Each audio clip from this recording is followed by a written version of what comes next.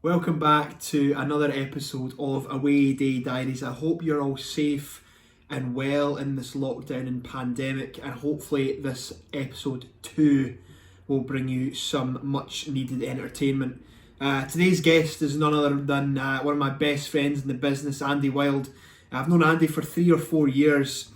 He's been around for a lot longer than that, 10 plus years on the scene, and he's done some amazing things worldwide and up and down the UK as well.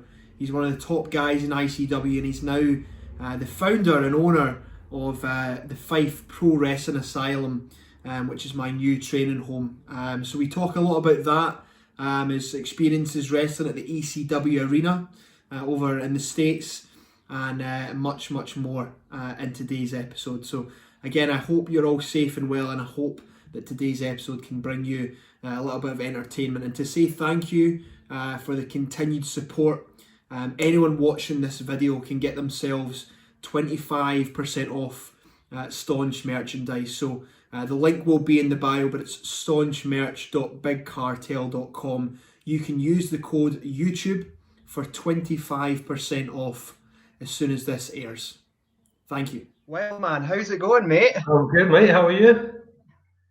Oh, I'm good. It's so good to see your face again after all Nice, these nice. weeks. How's things? Good. What about you?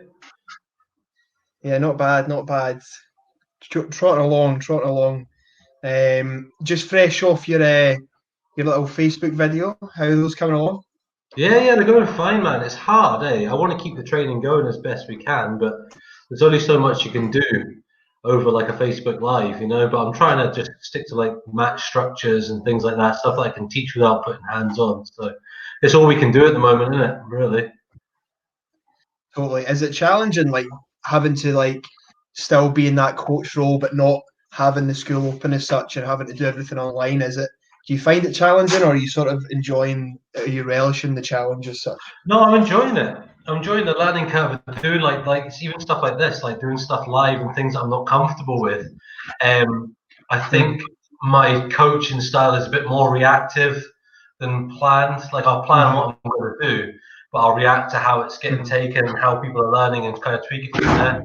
So when it's these lives and I'm kind of working off notes and I can't see people's faces or how they're reacting, there's even like a lag, like a live lag as well. So it's not like an instant answer on my questions. I'm struggling a bit with that, but we're getting there. They seem to be going well.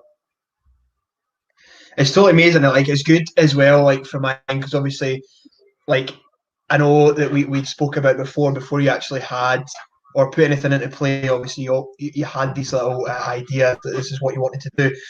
I mean, what was the sort of driving force behind you? Would you say, just for everyone else, like in terms of getting the school up and running, and what was the sort of what motivated you to do that? Is it always something you had in the back of the mind? I know that you had spoke about it before, but where did it sort of come from? Where did it originate from for you? I just I know like we've spoken about it so many times, but I've trained so many different places. I've trained all over the UK, different training schools under different coaches, and I enjoy coaching, and helping people, and I feel like I'm a decent enough teacher. Like I can work out what people are good at and what they're not, and kind of break it down and make it easier for people to understand. So I always wanted my own school.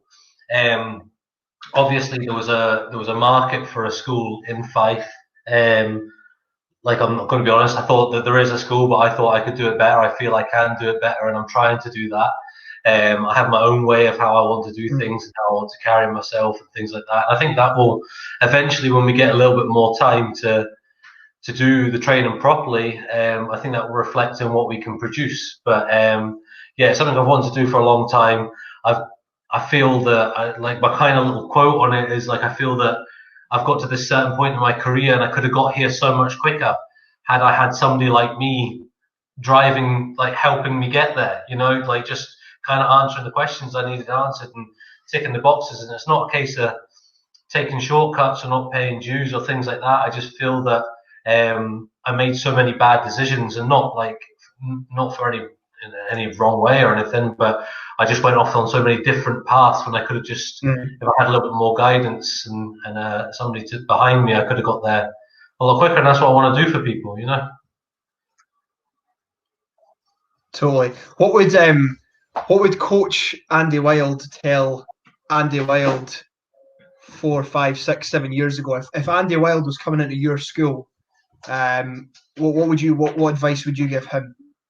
I think that's a really good question. I've never been asked that before. I think if I'd met myself in 2011, 2010, I thought I'd made it. I thought I was ready at that point.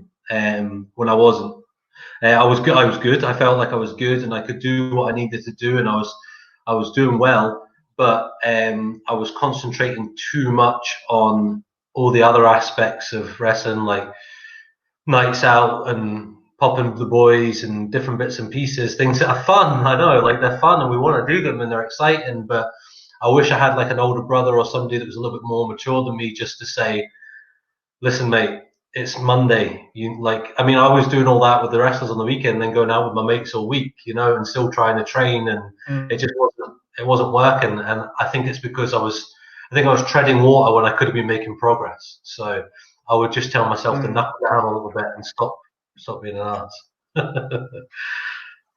I mean, we talk about it so often though. Like, it's fine, obviously having fun and doing that, but it comes to the point where I think like you probably burn the candle at both ends, don't you? And like Yeah, you stop making progress, like in the gym, like dieting and stuff. But obviously, in terms of like your diet and workouts, like you've always probably the person that I've come to, for advice. Like obviously, we train together all the time. Like, yeah. where did that come from? Has that just been something that you've always sort of had, or did you learn that from someone else? Because obviously, your knowledge in terms of like eating and powerlifting and training and all different aspects of training and eating are obviously vast. So where did that come about? Yeah, again, I think that reverts back to what I was saying. It's I've had so much trial and error because I didn't have somebody behind me. Um, I've learned over time as I've matured and I've got older to stick on course with something and not just try something for a little while and then it's been 3 days. I don't have abs yet. What's going on? Around with a bulk instead, and and just be a bit smarter with things and just actually try it properly. So I think that like I can advise people because I've tried. If there's a diet out there, I've always been overweight. So if there's a diet out there, I've tried them all. If there's a workout routine, I've tried them all, and I know now what works well for me. So I can advise a little bit better on this is a bit more sports specific to wrestling, and this is probably could get you there a little bit quicker than this, and I think that helps a lot. But yeah, again, that's why I want to coach people because I feel like I don't want to see you like when I first met you and saw so much in you and still do obviously and we've become good mates and whatnot. I just couldn't see another guy that I remind me so much of myself and had the same drive and determination go off on all these so many roads and hit walls and barriers and had all the skills to get there, but just needed a little nudge in the right direction sometimes. And I couldn't see that happen to you, and I don't want to see it happen to other people. So that's what's kind of driving me as a coach. It's probably like we've obviously touched on it loads before, but I think that's what makes FPWA so different. Like, and it's nothing against other schools and stuff because there's tons of other amazing schools. Obviously, do loads, for different boys and girls. But like in terms of you as a coach and like the business side of things, it's all about sort of giving back. And I think that's maybe where it's different to a lot of other schools and businesses because you sometimes get the impression that it's maybe all about me, myself, and I. But obviously, when you come at FPWA, for you, it's all about giving back to the guys that walk through the door. Yeah, yeah. I mean, I want to make money. I want to make it my full-time living. It's a business at the end of the day, and I Yeah, do want to quit my job and I want to do it full time. But I think there's ways and means to do that. I want my students to feel like they're part of something, and they are part of something. I want them to feel like they're part of a family. I want the training. The training to a lot of people. I mean, if you look at a class of 20 people, there's maybe only 5 people in the class for ratio. I'm not saying my training school in particular, but for a class of 20 wrestling students, there's maybe 5 people that could possibly do all right in wrestling, and maybe one out of them that will actually maybe do well. But like, not everybody in that 20 are there to become the next John Cena or become the next Joe Coffey or the next Mark Coffey or Noam Dar or whatever. They're just happy to be part of something where people accept them and they have common ground with them and things like that. And I think that's fine as well. There's nothing wrong with that. I mean, not everybody that goes to football practice wants to be the next top football player. They maybe just want friends and to do something that they enjoy. And that's what I want, the making money to be a byproduct of building a good, healthy, clean environment for people to learn in. And I think that that will work. Mm. Obviously, a few years ago, you had to try it. Do you think, have you picked anything up from there directly that you've taken into FPWA? Like, obviously, I know there's drills and cardio variations and stuff that you take, but is there any sort of like I don't know, like words of wisdom and stuff that maybe some of the guys down there that you can back and pass on to the students? Oh yeah, man, so much. Like I've told you about it loads, and other guys, but like you spend a couple of days with William Regal, and he just tells you endless information. Like so much so that he'll talk for like an hour straight without stopping talking. You get to the end of it, and you can't remember the previous like 45 minutes because the last 15 minutes have been so full of like I should have been writing that down, but I didn't have a pen and paper. So it slowly comes back to you, and there's so many little things.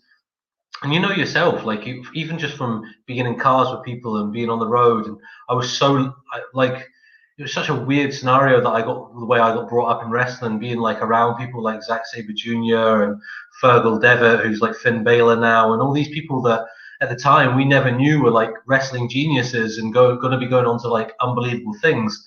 At the time, like Zach was just a student, you know, and I was just young. I was like 17, I think he was about 18, you know, that we were just two young people, you know, but he had that amazing understanding of wrestling. And I kind of grew up listening to him and other people. And it's kind of then like down the line, I can kind of pass that on. And yeah, I think it really does help me as a coach to have something different to other people to give, you know? Totally, yeah.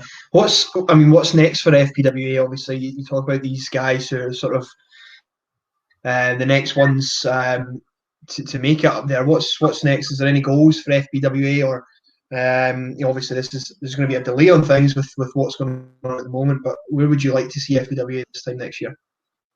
Well, yeah, I mean, like at the beginning of the year, I wrote a list of goals for the training school, what I wanted to achieve. Obviously, like everything, we've all had to rewrite our goals. I think, excuse me, at the moment is just to get recognition out there for the training school, establish it as one of the top training schools without us being able to physically train anybody is my goal at the moment. And I'm trying to do that with these online training and things. That's why I'm doing them for free and allowing people from other training schools to take part, mainly because I couldn't sit back and watch people not be able to get any training at all. Just because I know that if it had happened to me before I met Hannah and had Jacob, I just don't know what I would have done with myself because my whole life was wrestling. If I couldn't get to the gym, I had nothing else really. So yeah, I mean, at the moment, I just want to kind of establish ourselves, take over the kind of role of the training school in the kind of east coast of Scotland, which I think we're slowly progressing towards. And you know yourself, the talent there we will open from October till March was the obviously once everything happened, the last 6 months. And honestly, I've got some guys like you know yourself. We've got some guys like that have never walked into a ring, and now they're almost show ready. You know, like we've got some real like some real talent and some hardworking people. So I just want to get back there with them and get them towards their goals. Totally. I mean, how good is it to have Johnny Lyons on board? Like, Oh mate, that must have been one of the first names you had down on the list. Like, we've gone back and forth so many times about obviously perfect things for Stu, and this is just like the amazing. It's just the most ideal environment for him to be in, isn't it? yeah, especially with I mean, I trust him. Don't get me wrong, I trust him with the adult class. I trust him to be one of my adult coaches. But I think where he'll shine the most is working with the younger students and the wee wrestlers and the juniors, which he does, make them feel comfortable because of his job. He works with employability with young people, as you know, and he's just charismatic, isn't he? So when you drop off your kids, you know they're safe. He's fully certified and he's got his disclosure and things. So he's the perfect candidate. I couldn't do it without him. I mean, obviously he's a very good friend and he's a massive pop to be around as well. He's one of the like I don't even. The thing is, he doesn't even mean to be funny. He doesn't even mean to pop us most of the time. Like it's just the stuff he comes in. Do you remember the time we were going to WrestleZone and in the garage, and so we'd come out early, first in the car. You'd crack some sort of joke. Yeah. We're laughing, and he comes in, doesn't know what's going on, just hears us laugh, and he's like, ah. Bro just joins in. He's nuts. Yes, He came down to shoot just a promo for Discovery at the training school just before we had that little feud. And it was about 1 o'clock. Me and Hannah were messing around and setting up and cleaning the place. And he comes in his work stuff, dress trousers, shirt, and everything, rips his shirt off, does about 50 push ups, slaps himself in the face, like, ah! It goes like, right then, Hannah's like, what is he doing? And he's like, I'm just getting in the zone. And I was like, you going back to work after here? He's like, aye. I was like, mate, you're sweating. Like, you've got slap marks on your face. You've pulled your shirt off. Like, what are you going to do? He's get a ripped down mad the man. shirt like Hulk Hogan out. Exactly. He's mad, but great person. He's a good, he's the best person to be around, though, isn't he? What was it like? Obviously, one of his last matches at Discovery. If not his last, I don't know. How was that? I mean, he went on about for ages, didn't he? Like that was the match he wanted to have at Discovery, Yeah, and finally got it. yeah, no, it was great. It was great just to plan it with him. Like I was excited, and he was his usual excited self. So it was so good to plan it with him. But I felt I wanted to give him a moment. I wanted to kind of give him a really good match, and I feel like we achieved that. We had the street fight kind of rules as well, which he loves. Like anybody that kayfabe, obviously, but anybody that knows what wrestling is and stuff. There's obviously communication within the ring. And at one point, I'd said to Stu, obviously, I've got work and stuff. I don't want to be getting whacked in the face with chairs, but he's setting up a chair to do his lion. I'd want a lion drop or lion leg, like a jumping famouser. I can't remember what he calls it. He's got so many names for moves. But I have to catch him and powerbomb him, right? But obviously, I'm not to powerbomb him onto a chair. But during the match, he just sets the chair up. So I end up doing a sit-out powerbomb on him onto a chair, and I get my stage. I was like, "How was it?" He's like, "Oh, it's great, man. What are you powerbombing onto the chair for?" And I was like, "You literally put the chair in front of me. There was no like. It's not like I controlled it. I didn't set up the chair. Like it's all right. Don't worry about it." And I was just like, "You're a madman." But no, it was great. It's such a laugh, isn't it? It's Oh, such it's so much. like we had he hits you and he laughs when he's hitting you, but you look at him and he's like all aggressive, and it's just so good. we had an opener at W3L about maybe 3 years ago. It must have been one of my first matches, and it goes against everything that you ever said in training or on your Facebook videos, right? But so we had an opener, and it's a tag match, and it's an ODQ. And obviously there's like three other title defenses on the card, and there's obviously the main event as well. So completely against anything that you've said over the past 3 weeks in lockdown. But so we're in this opener, and so Stu's like, we really need to do something that's big. He's like, you could take a chair shot, right? I'm like, well, but this is like my fourth or fifth match. I'm like, I don't really know, Stu. Like, I'm not sure. He's like, nah. What we'll do is instead of taking a chair shot, we'll do the Sabu where I throw the chair across the ring and you can take it in the face. And he's prepping me all day. He's like, hey, you'll be fine, bro. You'll be fine. You know, he's like, no, you'll be fine, bro. You can do it. You can do this, bro. So yeah, and this chair just comes out of nowhere, like from the one end of the one corner of the ring across the other. Big Stu power throw, boom, and I've still got a lump, legit, like on my head You know from that what? day. The thing is, the reasoning in his head for that is that Stu would do it for somebody else. So he's just like, it's nothing to him. He's just like, I'll do it for you, man. It's all right. Don't worry about it. Like, it's okay.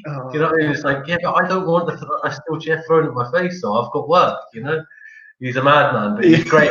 Like you say, perfect for training school. And once it becomes more of a full-time place, I'd like him to do more classes as long as it fit into his own personal schedule and stuff, because I feel like he's got so much more to offer to the school than just working with the juniors and the wee wrestlers.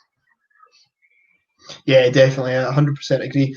I was going to ask you, what was the in terms of wrestling matches? Can you remember the first ever match that you watched? I got asked this question recently on a podcast, but I can't really remember. I know that when I was younger, we were pretty skint. Like, we didn't have much money, so we didn't have like cable TV or anything. So I didn't really get to see it. I wanted to watch wrestling, and I saw it, and I rented videos and stuff from Blockbuster. But I think the first proper match I saw on the telly was at my mate's house who had Sky, and it was like Monday Night Raw or something like that. And I remember like the commentator being like moonsault, moonsault, moonsault, and Lita doing a moonsault off the top rope, and I was like, I don't know what this is, but this is cool. Like some like hot alternative biker chick doing backflips onto people and stuff. This is cool. So I was into it straight away. But yeah, no, I can't. I remember like obviously like slowly getting into it and getting into cruiserweights and stuff like that. That's what kind of the cruiserweights kind of drew me in more than the big main event guys. I know like everybody gets drawn in like Undertaker and Stone Cold and people like that, but it was real the mid card, fast paced matches that got me. And then like kind of figuring out the people, the big working underneath these cruiserweights were the ones that I kind of aspired to be like Fit Finlay and Regal and things like that. So that was my real kind of start and enjoyment in wrestling. And I just started loving it from there.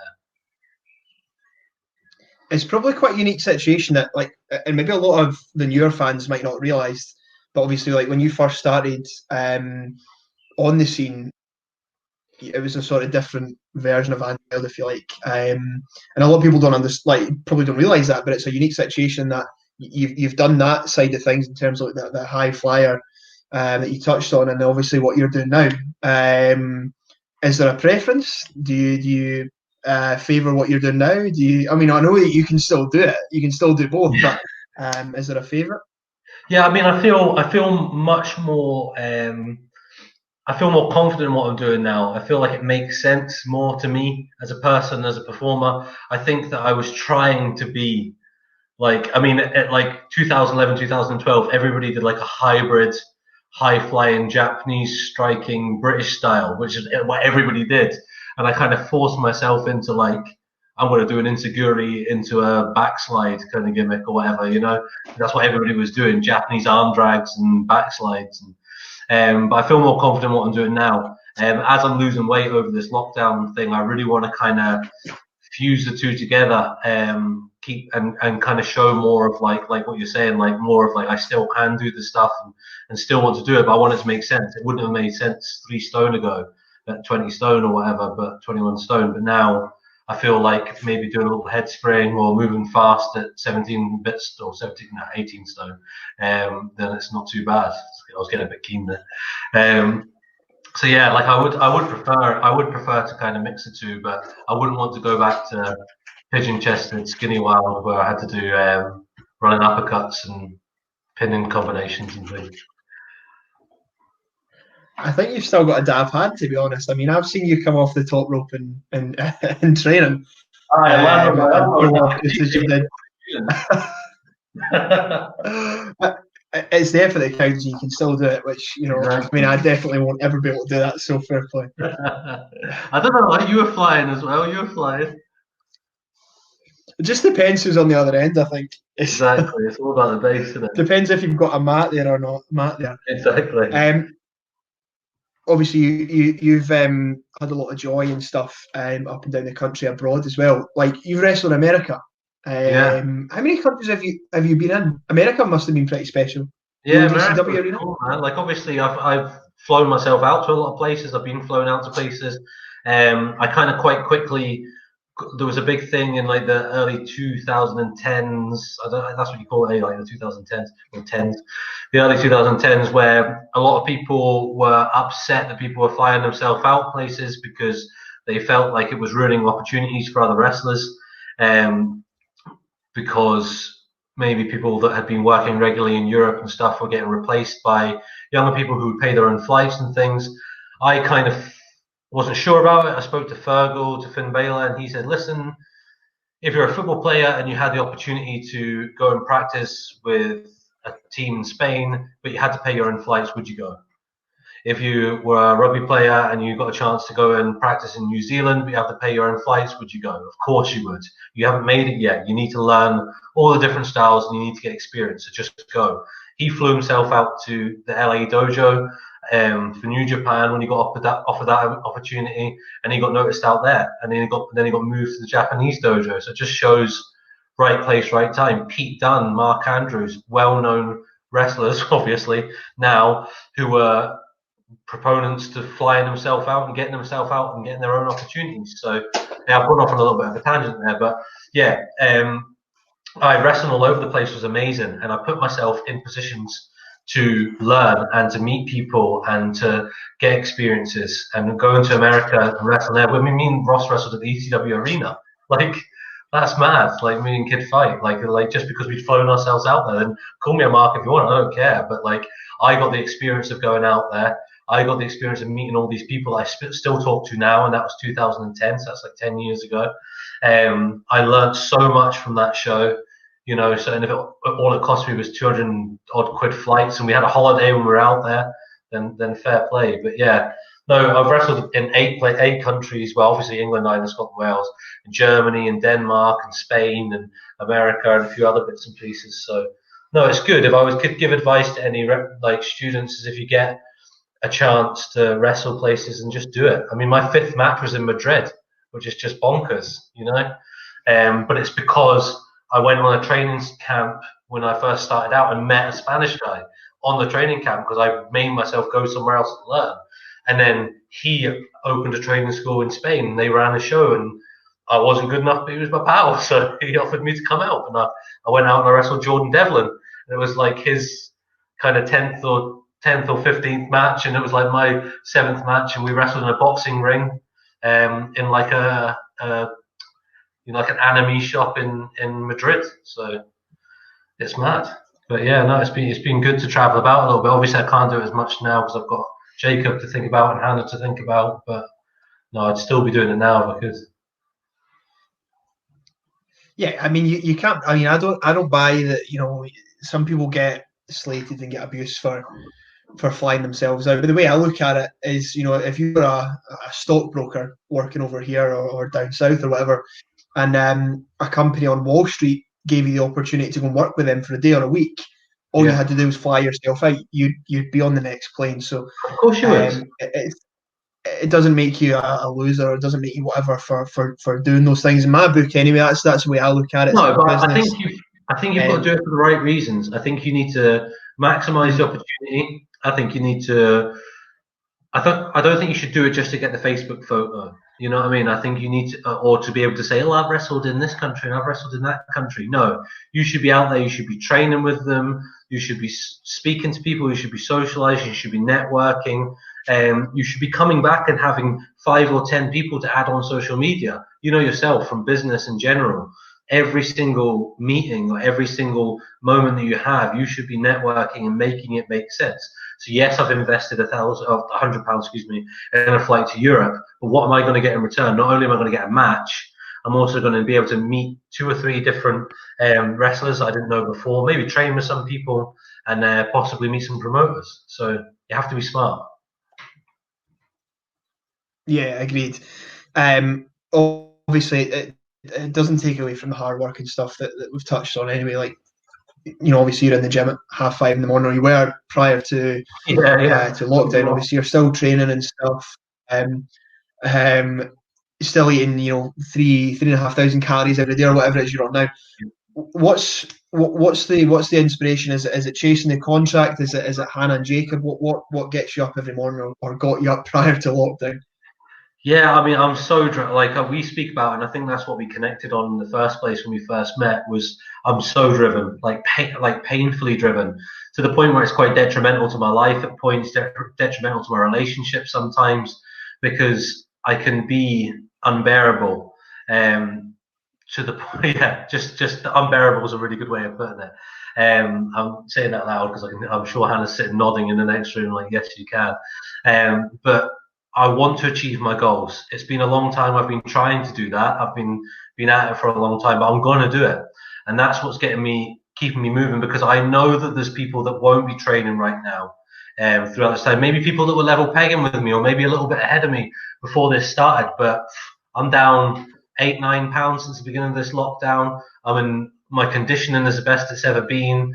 I've got a better understanding of like diet and nutrition than I did before it started, and that's because I want to sign a contract with the WWE. I want to be part of NXT UK, and I find it very easy to um, direct that energy into doing things that I need to do to get there.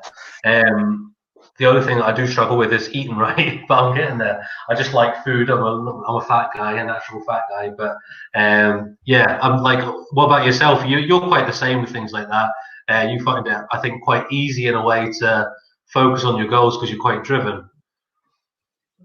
Yeah, I mean, obviously that's where we connected. What was it, 3, 4 years ago, or whenever it was, Yeah, whenever that trip to Banksy was. Um, yeah, but it's just a case of being driven, isn't it? Like you've got to find your why. Um, and when you have that, I wouldn't say it becomes easier to like do all this working out yeah, and work in the kitchen. It just becomes it just gives you a bit of sight, a bit of pathway, if you like, in terms of what's at the end of it. So I wouldn't say it becomes easier, but it becomes yeah. I think it's the wrong a bit word. I more know what you mean. tolerable. Yeah, yeah. It becomes more of like an understanding. If I do X, Y, and Z, then it's going to produce this. So this is what I need to do. You kind of get your formula and stick to it. Totally, totally.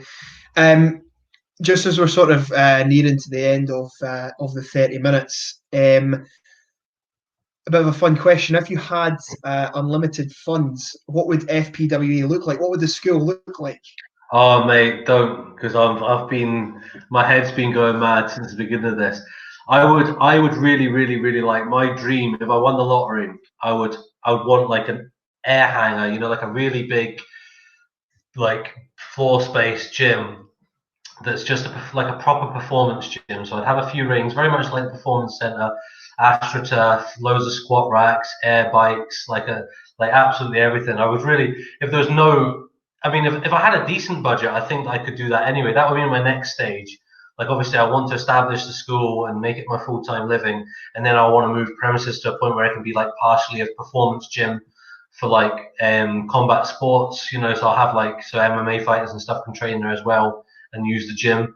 But no, that's my dream. That's my goal is to be a kind of performance gym or like a strength and conditioning gym. I just like the idea of it. Mm.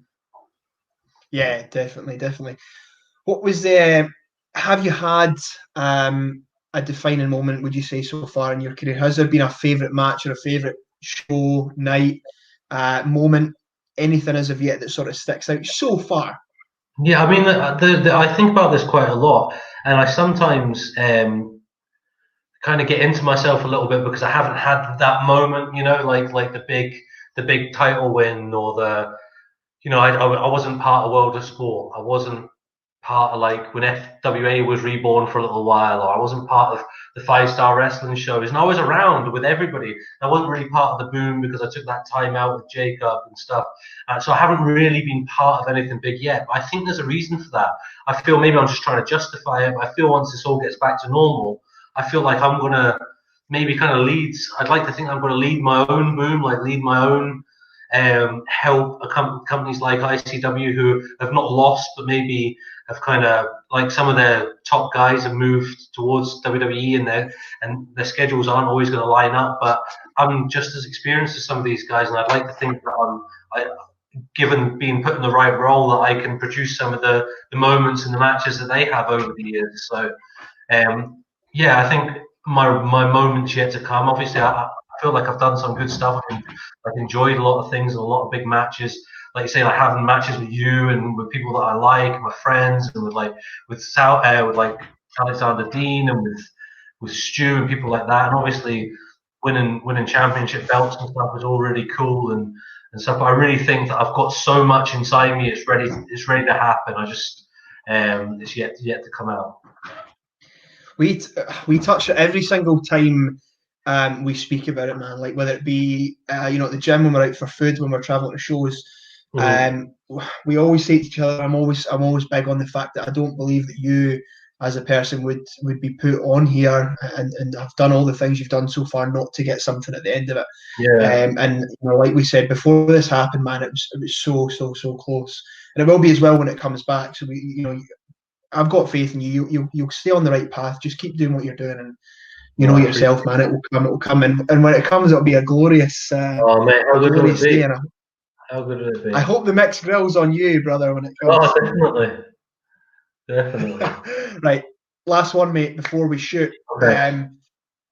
when all this is done and we're back to normal, give me the one match, the one promotion, and the one event that you want to see yourself in, or you would like to see yourself in.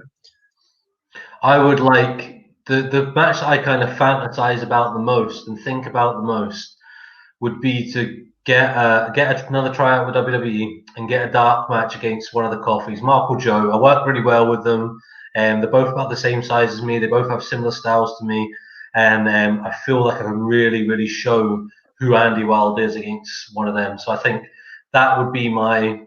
Once this is all said and done, we get back into it. I send that email to WWE. I sent with a picture of myself, all looking all slim and looking good. And a recent match once we get back to it, and then they send me an email and say, right, we'll give you a shot, and then I get that match, and the rest is history. That's the plan. That's it, my man. That's it. Signed, That's it. sealed, delivered. Right. That's it. That's it. All right, my man. Thank you so much for coming on and doing this. Obviously, been keen to get a bit of content out, so thank you very much for doing it. Hopefully, everyone enjoys. We'll see you again soon, and we'll grab a decent wee workout, mate, when this is all blown over. Perfect. Thanks, man.